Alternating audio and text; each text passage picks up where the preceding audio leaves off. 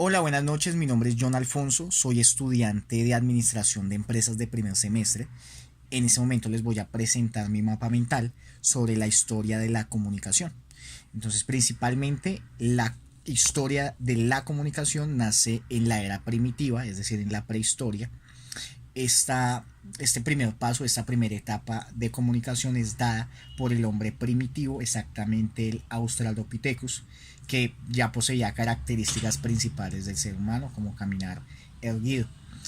Este hombre primitivo lleva este primer paso de comunicación, ya que se empieza a relacionar o empieza a convivir con grupos de su misma especie, y esto lo lleva a que comience a ayudar, a que se comiencen a ayudar mutuamente, a cooperar en las labores de caza, y digamos que estos son los primeros pasos de comunicación. En esta época pues la comunicación era mínima, era a través de señas y a través de algunos sonidos, como lo pueden ver en esta imagen. Ilustra, por ejemplo, un hombre primitivo dándoles algunas indicaciones pues a otro grupo de hombres. Entonces digamos que estos eran los primeros pasos de la comunicación, junto con las pinturas rupestres de la época, ¿sí? Que digamos que estos fueron los primeros pasos de comunicación en la parte escrita, por decirlo de esa manera, ¿no?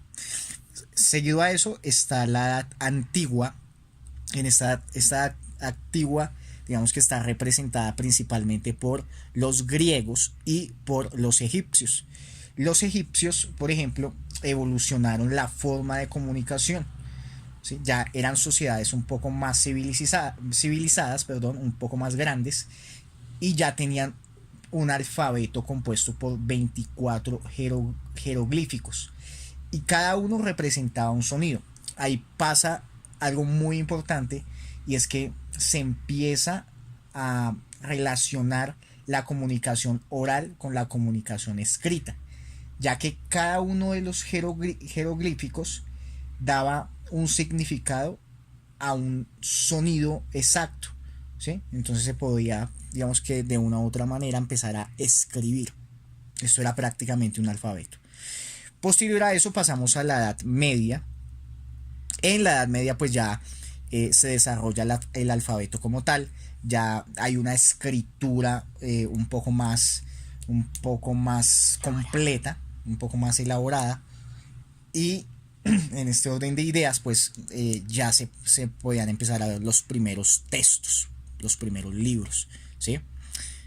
Hay algo muy importante, y es que en esta etapa, en la Edad Media, el 90% de la población era analfabeta.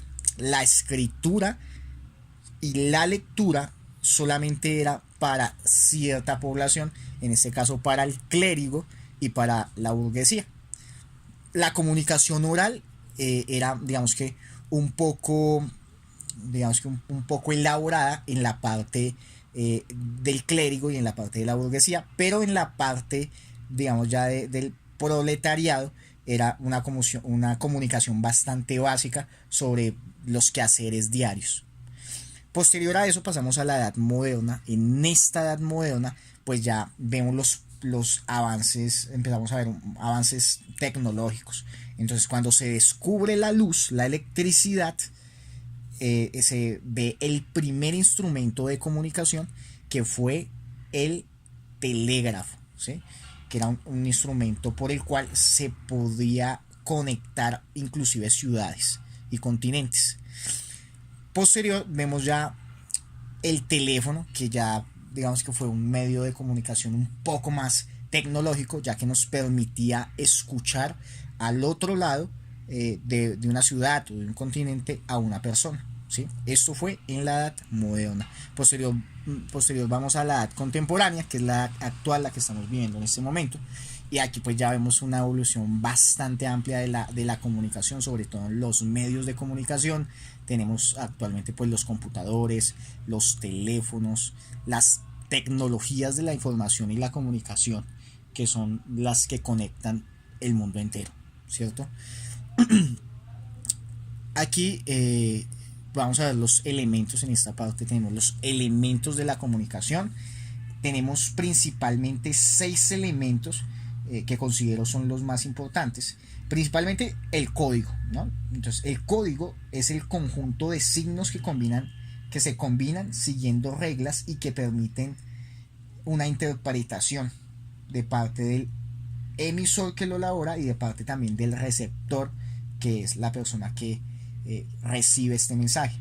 El canal es el medio físico a través del cual se transmite el mensaje. El emisor, como lo había mencionado, es la persona que tiene la intención de crear el mensaje o de transmitir información. El receptor es la persona hacia la cual va dirigida el mensaje. El mensaje es un poco más global y es el objeto de la comunicación. Está definido como la información o secuencia de signos que el emisor elabora y envía al receptor a través de un canal, ¿sí? Y la situación, la situación o situación comunicativa o contexto es el sentido más general, es el espacio donde se desarrolla el acto o la situación de comunicación y es la que le da la interpretación al mensaje, ¿sí? Entonces, dependiendo del contexto, un mensaje puede cambiar. Un mensaje, por ejemplo, puede ser negativo o puede ser positivo, dependiendo del contexto, dependiendo de la manera como se diga, ¿no? Entonces, hasta aquí va mi exposición, el mapa mental de comunicación. Muchísimas gracias y una excelente noche.